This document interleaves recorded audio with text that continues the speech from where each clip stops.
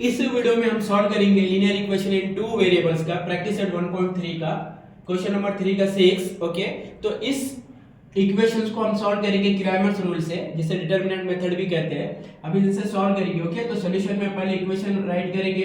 क्या है? 2x plus 3y is equal to 2 और सेकंड है x minus y by 2 is equal to 1 by 2। Okay, तो इस जो सेकंड इक्वेशन है, सेकंड इक्वेशन में जो कोएफिशिएंट है वो क्या में फ्रैक्शन में। ओके, यहाँ पर फ्रैक्शन गिवन है, तो ये थोड़ा सा डिफिकल्ट जाता है फ्रैक्शन गिवन है तो इसके लिए पहले हम इस इक्वेशन को सिंपल बनाएंगे। सिंपल बनाने के लिए हमें क्या देखना है कि इसका जो डिनोमिनेटर है 2 है, तो हम इस इक्वेशन को 2 से मल्टीप्लाई कर लेंगे, तो ये इक्वेशन क्या हो जाएगी? सिंपल हो जाएगी। Okay, so multiply by 2,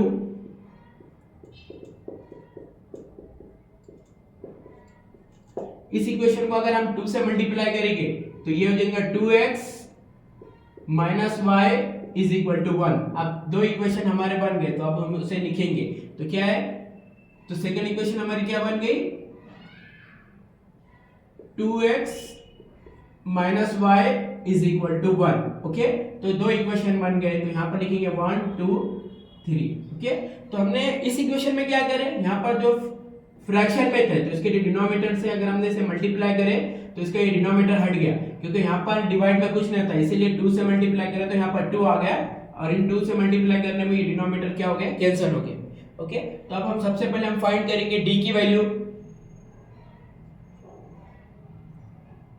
okay, so d के लिए आपको नंबर याद रखना है 12। सो d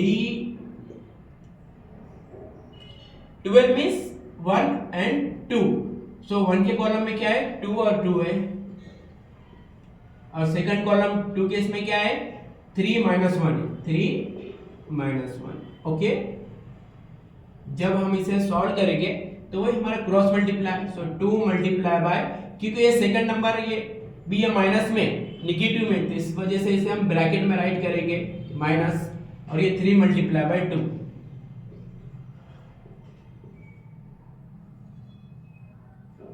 ओके, सो 2 1 जा 2 प्लस माइनस माइनस, तो ये हो जाएगा माइनस 2 माइनस 3 मल्टीप्लाई बाय 2 कितना हो जाएगा? 6। सो माइनस 2 माइनस 6, क्योंकि ये दोनों नंबर निगेटिव में है तो हम इसे ऐड कर लेंगे, लेकिन जो समेशन की जो साइन आएंगी वो निगेटिव ही आएंगी। सो 2 प्लस 6 ये कितना हो जाएगा? 8, लेकिन माइनस 8 हो जाएगा क्योंकि दोनों भी नंबर निगेटिव में है, तो यहाँ पर हमारी d की वैल्यू आ गई माइनस 8। सेकंड हम फाइंड करेंगे dx, तो dx के लिए नंबर याद रखो 32, यानी पहले 3 का कॉलम देन 2। सो dx की वैल्यू क्या आ जाएगी? dx इज इक्वल टू 32, 3 और 2। सो 3 में क्या है? 3 के कॉलम में 2 और 1 है, 2 1, और ये 2 के कॉलम में 3 माइनस 1। ओके, तो यहां भी हम पहले क्या करेंगे? 2 को ये माइनस 1 से मल्टीप्लाई करेंगे, so 2 multiply by minus 1, and then फिर ये 3 को ये 1 से मल्टीप्लाई करेंगे, सो ये माइनस फार्मूले का माइनस, सो 3 मल्टीप्लाई बाय 1।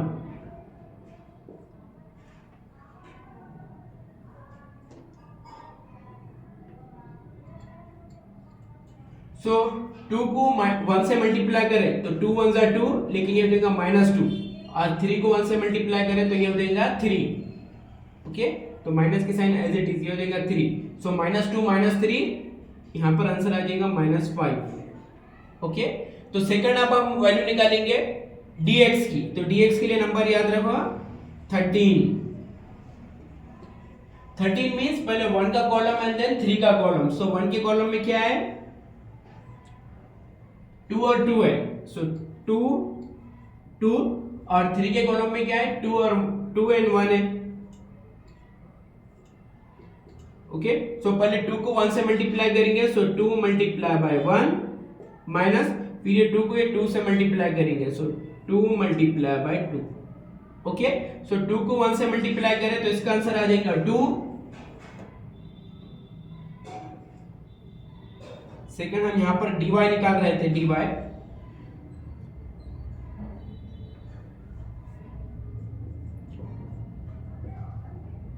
सो 2 को 1 से मल्टीप्लाई करें, इसका आंसर आ जाएगा 2, और ये 2 को 2 से मल्टीप्लाई करें तो ये आ जाएगा -4। ओके, सो dy की वैल्यू आ जाएगी 2 -4 यानी -2। सो dy की वैल्यू कितनी आ गई? -2 आ गई। तो अब यहां से हम x की वैल्यू निकालेंगे, तो x की वैल्यू क्या है? x dx upon d। x है dx upon d, means dx की वैल्यू कितनी है? -5 है, तो -5 अपॉन -8, -5 अपॉन -8, तो ये माइनस माइनस कैंसिल हो जाएगा। x की वैल्यू आ जाएगी 5 अपॉन 8। ओके, और ये d और y की वैल्यू आ जाएगी dy अपॉन d, यानी -2 अपॉन -8, तो माइनस माइनस कट गया, 2 1s are 2, 2 4s are 8, तो इसका आंसर आ जाएगा 1/4। ओके, तो यहां पर आपके आंसर्स आ गए x, y